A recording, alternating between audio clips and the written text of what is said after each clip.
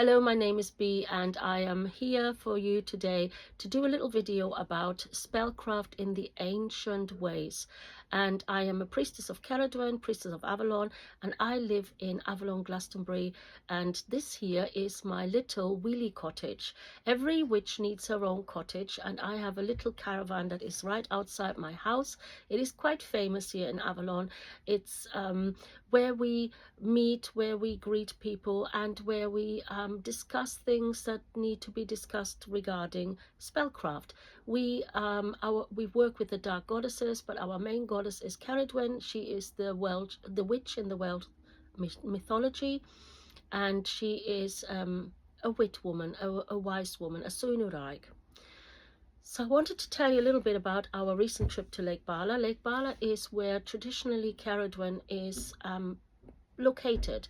It is where she is at home, but she's actually not so happy there at the moment, so she's moved herself, she's moved her energy, she's moved her place of living somewhere else, because Lake Bala is now very well known for its water sports. It's very well known for party time, excellent. And when we were at the lake shore, we always walk the lake shore at Bala this week. We did see an awful lot of devastation. We saw a lot of those disposable barbecues which people didn't take home with them. They're very dangerous to our wildlife, and people are constantly patrolling, constantly cleaning up, but it's not really their job. You come to the country and you learn how to behave in the country. So please, if you are taking these things with you wherever you go, take them home with you. So we walked the lake Bala. We called her to her, and she told us where to find her. And quite a few miles away from Lake Bala is a beautiful waterfall, the Black Waterfall, very obvious for Caradwen, and that is where we do our magic. And it is in something that is called the Celtic rainforest. Now, there isn't a lot of rainforest left in the world. There are only a few patches now in Wales, and they're being very carefully managed, very carefully looked after. And so we can't really tell you where the Celtic rainforest is and how to get into it, because it's not as easy as it sounds. You can't just wander in there. There are very specific barriers and blockades against humanity, and I don't blame them for doing that. The spirits of place are defending one of the last wild places on this island. So we, with humble deference, we went and walked the land and found our piece of land. We have some pictures for you at the end of the video that you can perhaps understand why we love it so much there. But we walk with reverence and with love for the divine energy that is on the land. And it is the best place to do spellcrafting, and it has all the support of all the guides and helpers, because that's where they live. The fair folk is very strong there. Now, the first thing I want to show you is one of the things that we worked with for the spells. We did work for two people who were very unwell, who needed our support in healing, and we worked for one particular person who has lost her job. There's a lot of it going around. A lot of the women who've worked very hard to get into management are now being unceremoniously dismissed, and a job title is changed, and then a man is being placed into it. It is a war on women in this world. So we need to use all of what we have, all of our energies, all of our tools at hand in order to help each other. So my friend and I, who is a witch, we went, and I want to show you this amazing piece of heather. Now, this is heather that you don't find anywhere else apart from in the ancient forest, and I'll show you why. The usual heather that you probably know grows quite close and quite hardy to the ground, and is a lot darker than this type of heather. So this is what we call the fairy heather, because it is incredibly gentle, incredibly I would say it's like a dancer. It's graceful. Look at the twists and the turns. I absolutely love it. And I'm trying to show you the whole thing because this is incredibly long. So they stand almost as tall as a human. They are massive, and look at these twists and turns. So they're great for magic. Obviously, we didn't pull that off anything. This was gifted to us when we were walking along. We asked Caradwen, we asked the guides and helpers, the spirits of place, if they would gift us with something that is useful for the spells that we wanted to create, and this is what we were gifted with. We were also gifted with some bark.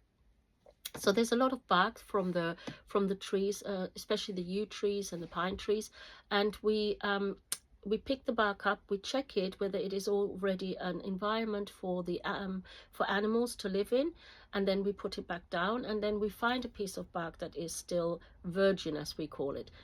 We found some amazing pieces of wood with some lichen and some moss on it. Now there are a particular growing plant in these ancient woodlands is the liverwort. Liverwort is an amazing plant to work with and spells, and but it is very hard to find. You have to find one of those Celtic rainforests, and it is very important that you don't just pull things off. We don't just end some things live, because then the spell won't work. So we also had oils, like I said, that we made ourselves, and we macerate our own oils from the plants that we grow here in Avalon. So they are particularly potent, but we had also a couple of other oils with us. And then we had our crystals with us. As you can see behind me, I have a real love for crystals.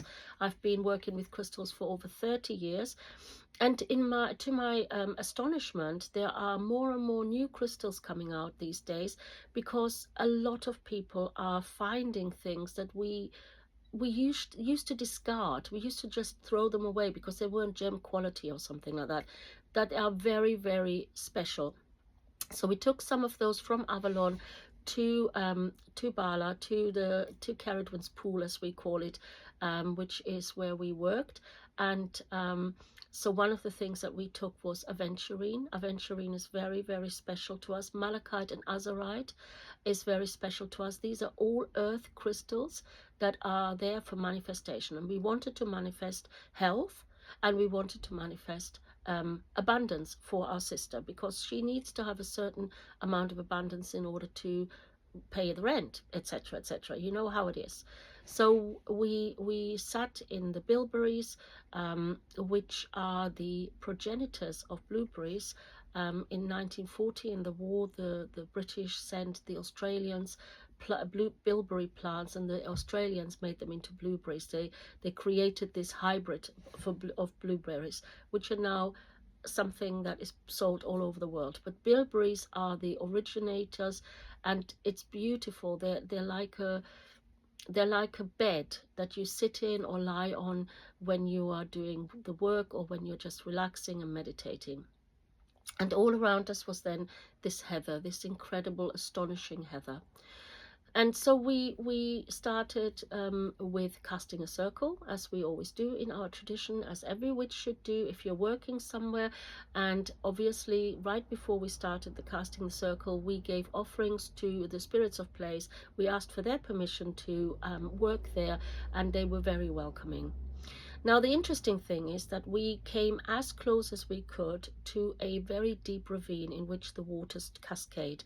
The energy of the water, of the living water that cascades down, was part of the magical work.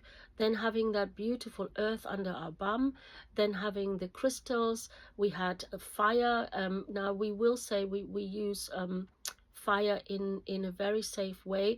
Even though it's quite wet right now up there, we must make absolutely sure that everything is completely enclosed, so not a spark falls onto that. And a responsible witch that works in the woodland knows that. We know how to work there. Anyway, so please, if you are using fire anywhere near trees, be aware that, you know, we had one of our Gog and Magog, we had one of them on fire because somebody left a tea light in it.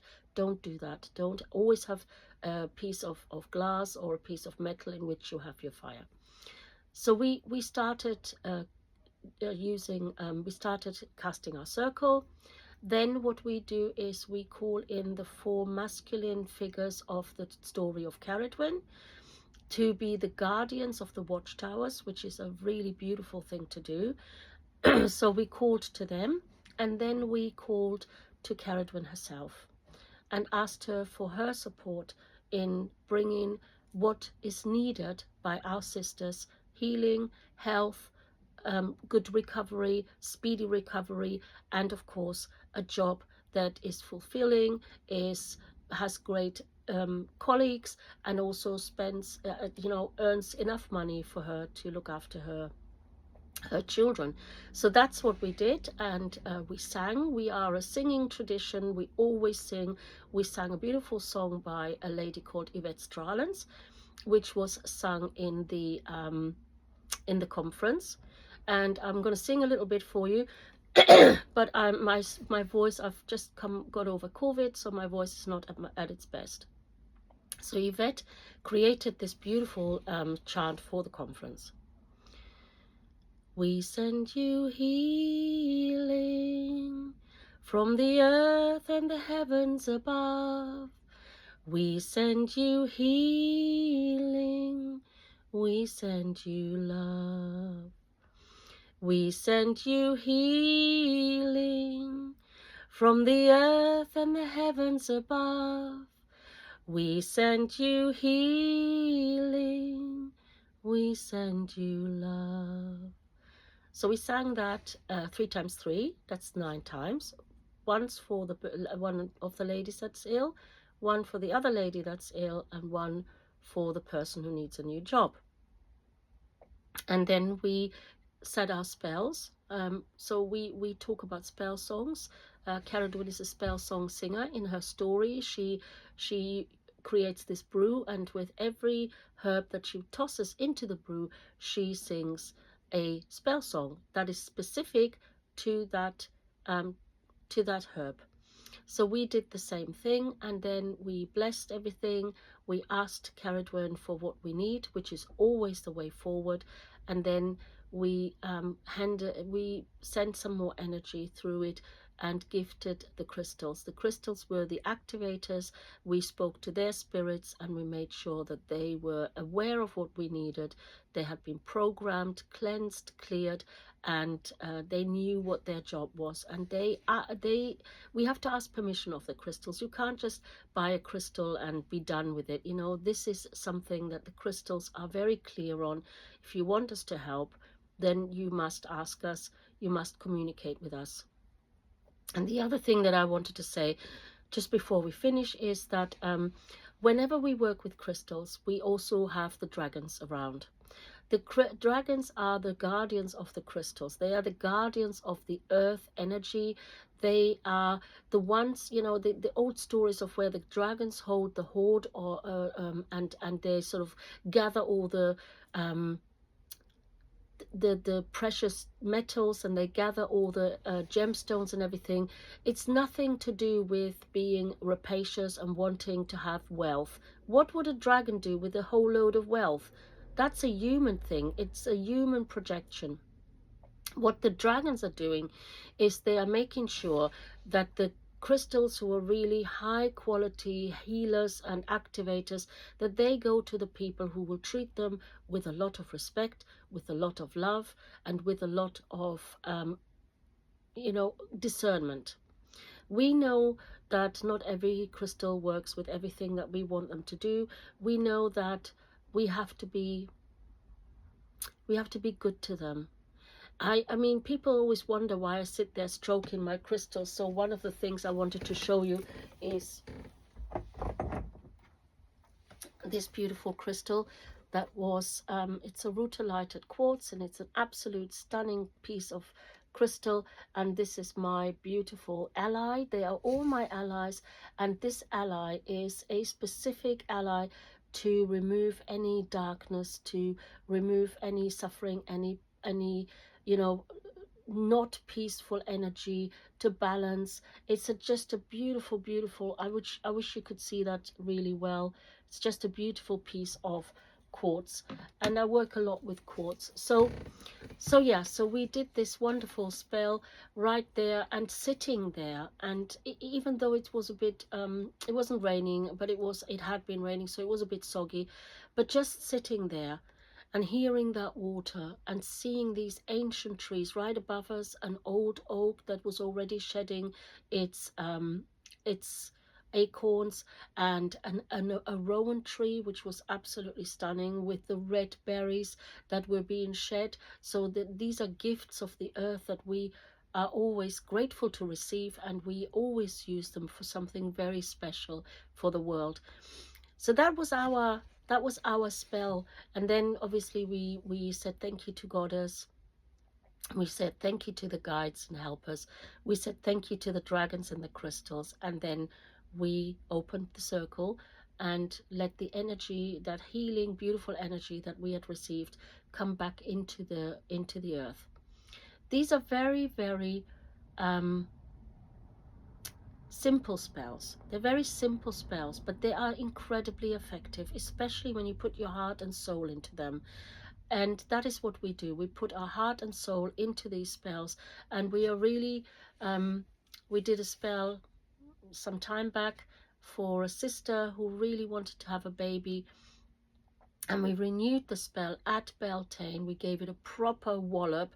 We're excellent at fertility spells, by the way, should you wish to be pregnant.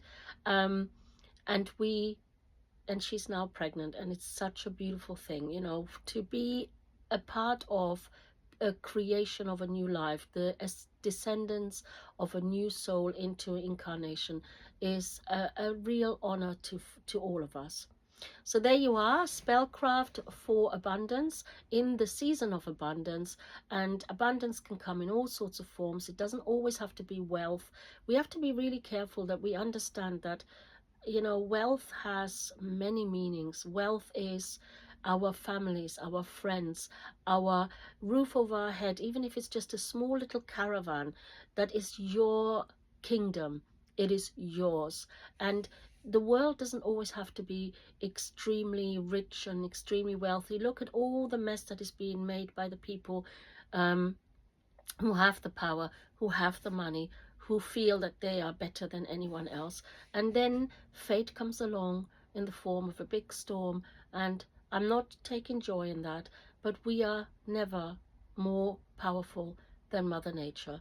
And Mother Nature is a balancer, is a way of balancing the power of the world. So we are expecting an amazing storm here this week, and I'm looking forward to it because it cleanses and clears the energy in Avalon. We've had a lot of visitors, there's a lot of energy, and it's really nice to get it all cleaned and sorted out. I will send you love and healing as well, and at the end of this video you will see some of those beautiful photos we've taken of Bala. I hope you enjoyed them, and blessed be to you, blessed be. We send you healing from the earth and the heavens above. We send you healing, we send you love. We send you healing from the earth and the heavens above. We send you healing, we send you love. We send you healing from the earth and the heavens above. We send you healing, we send you love. May the love always be in your heart. May the blessings of the Goddess be all around you. May you be able to see the beauty of the natural world, that there is a simple life that can be lived with deep devotion and loving kindness. The world is a beautiful place, and just a few of these images will show you that when we go out of the dwellings of the cities and the towns, we can find the beautiful places. And under the light of the moon, I wish you blessings.